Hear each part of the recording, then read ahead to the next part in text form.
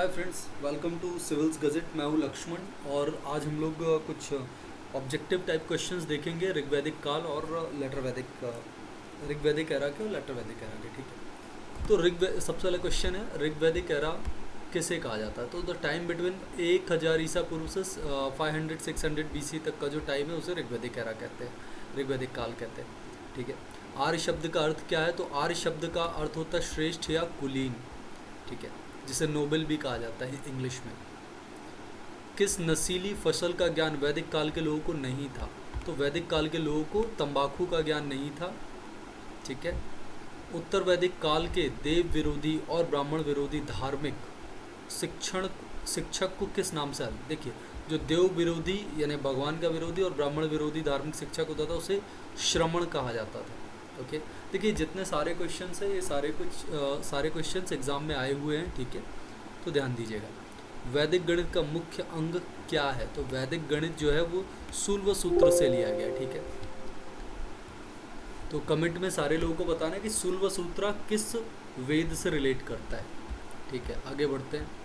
किस वेद में प्राचीन वैदिक सभ्यता की संस्कृति के बारे में सूचना दिया गया? तो सब प्राचीन वैदिक सभ्यता के बारे में ऋग्वैदिक काल से वैदिक का काल स्टार्ट होता है, तो ऋग्वेद से। ठीक है, उत्तर वैदिक काल में लिखे गए ग्रंथों का सही क्रम क्या? तो सबसे पहले वेद लिखे गए हैं, उसके बाद ब्राह्मण लिखे गए, फिर आरण्यक लिखे गए हैं, फिर उपनिषद लिखे गए। ठीक है, उपनिषद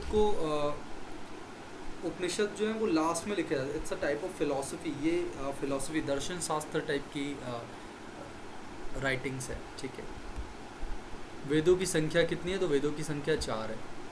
कौन से 3 वेद संयुक्त रूप से वेद त्रयी कहलाते हैं? तो इसमें आप अथर्ववेद को छोड़ दो तो बचे हुए जो 3 वेद हैं वो वेद त्रयी कहलाते हैं, ऋग्वेद, यजुर्वेद एंड सामवेद। भारत के राज चिन्ह में शामिल सत्यमेव जयते किस उपनिषद से लिया गया है? देखो एग्जाम में आया हुआ है ना, ये मुंडको उपनिषद से लिया गया है। ठीक है, सत्यमेव जयते जो लिखा रहता है ना वो मुंडक उपनिषद से लिया गया है। आगे बढ़ते, पुराणों की संख्या कितनी है? तो पुराणों की संख्या 18 है। वैदिक धर्म में किसकी समृद्धि के लिए उपासना की जाती है? वैदिक धर्म में देखो प्रकृति की उपासना की जाती है, मतलब प्रकृति की जो पूजा की जाती है समृद्धि के लिए, प्रोस्पेरिटी के लिए प्रकृति की पूजा की जाती है। ठीक है, प्रोस्पेरिटी मतलब समृद्धि। किस देवता को पुरंदर के नाम से जाना जाता है ऋग्वैदिक पीरियड में? तो इंद्र को पुरंदर के नाम से जाना जाता है। ठीक है, किस विषय से संबंधित सूल्व सूत्र? सूल्व सूत्र आपको पता है वैदिक गणित या ज्योमेट्री, सारा कुछ सूल्व सूत्र से लिया गया है। मैंने आपको सभी को बोला है कि सूल्व सूत्र किस वेद से रिलेटेड है वो आप सभी को कमेंट में बताना है। अस्तोमा सद्गमय शब्द कहाँ लिखा हुआ? तो ये ऋग्वेद से लिया गया है। इसका दूसरा लाइन पता है ना सभी को, अस्तोमा सद्गमय तमसोमा ज्योतिर्गमय। ठीक है, आगे बढ़ते हैं। आर्य भारत में बाहर से आए सर्वप्रथम कहाँ आकर बसे? तो सबसे पहले आर्य, ऐसी थ्योरी है कि आर्य जो है वो आज का मिडिल ईस्ट से आए थे, है ना, सेंट्रल एशिया से बोला जा सकता है। तो वो पंजाब में आकर के बसे थे। ठीक है, आगे बढ़ते हैं। अपौरुषेय वेदों को क्यों कहा जाता है? अपौरुषेय क्यों कहा जाता है वेदों को? क्योंकि इसलिए कहा जाता है क्योंकि वेदों की रचना स्वयं देवताओं ने की अपनी। ठीक है,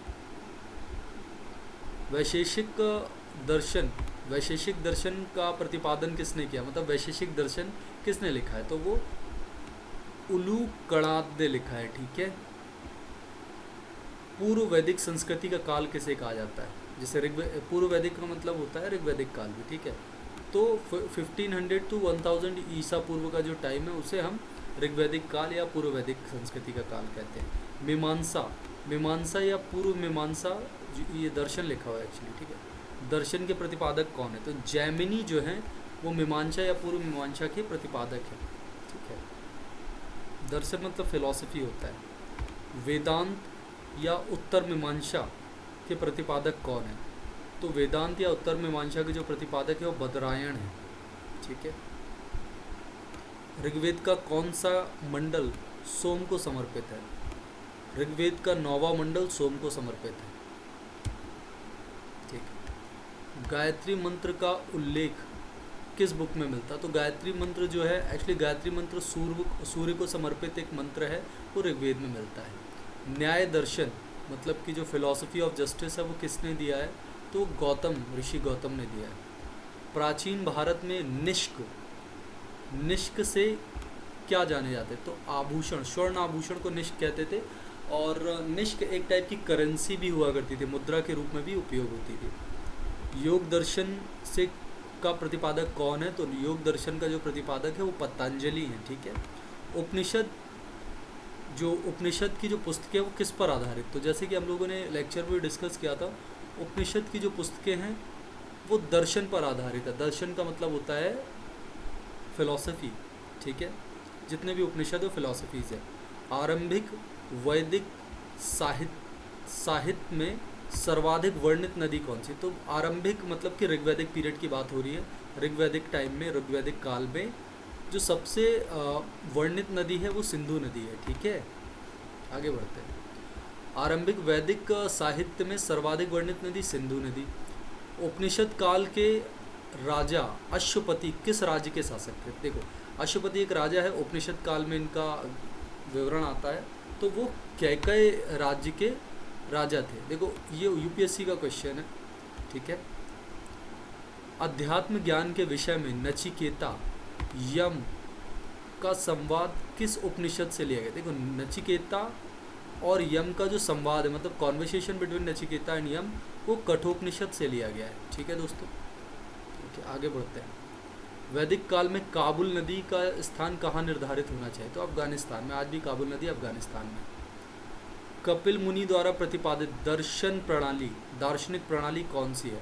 तो सांख्य दर्शन जो है वो कपिल मुनि ने, जैसे कि न्यायशास्त्र किसने, न्यायशास्त्र के बारे में बताया गौतम ने, वैसे ही सांख्य दर्शन के बारे में कपिल मुनि जी ने बताया है। भारत के किस स्थान की खुदाई से लोहा धातु प्रचलन के प्राचीनतम साक्ष्य मिलते हैं? देखो अतरंजी खेड़ा करके जो जगह है वहाँ पर लोह धातु के प्रचलन का प्रमाण सबसे प्राचीनतम मिला है, ठीक है, अतरंजी खेड़ा। किस वेद का संकलन ऋग्वेद पर आधारित है? तो साम वेद का संकलन जो है वो ऋग्वेद पर आधारित है। कर्म का सिद्धांत किससे संबंधित? कर्म का सिद्धांत किससे संबंधित है? मीमांसा से, ठीक है। किस विषय से चरक संहिता नामक जो पुस्तक है वो किस विषय से संबंधित? तो चरक जो है चिकित्सा से संबंधित है, ठीक है। यज्ञ संबंधी विधि विधानों का पता किस वेद से चलता है? यजुर्वेद से यज्ञ संबंधी विधि विधानों का पता चलता है। वैदिक युगीन सभा किससे संबंधित था? मंत्री परिषद। वैदिक युगीन जो सभा थी उसको मंत्री परिषद कहा जाता था। वैदिक युग में प्रचलित लोकप्रिय शासन प्रणाली क्या थी? तो गणतंत्र, ठीक है। उस समय भी रिपब्लिक सिस्टम हुआ करता था, ठीक है, वैदिक टाइम में प्रचलन में। भारत का सबसे, तो हम 50वां क्वेश्चन अपना देख लेते हैं दोस्तों। भारत का सबसे प्राचीनतम वेद कौन सा है? तो ऑब्वियसली ऋग्वेद है, ठीक है। तो दोस्तों ये हमारे अभी तक के थे। अभी हम नेक्स्ट लेक्चर में और 50 क्वेश्चंस हम लोग डिस्कस करेंगे, ठीक है। Thanks for watching this video and पढ़ते रहिए। कुछ भी ज़रूरत रहती है, चाहे वो आपको यूपीएससी के नोट्स हो, चाहे स्टेट पीएससी के नोट्स हो, you can connect me on number 9300 9399 7222044. Thanks for watching this video.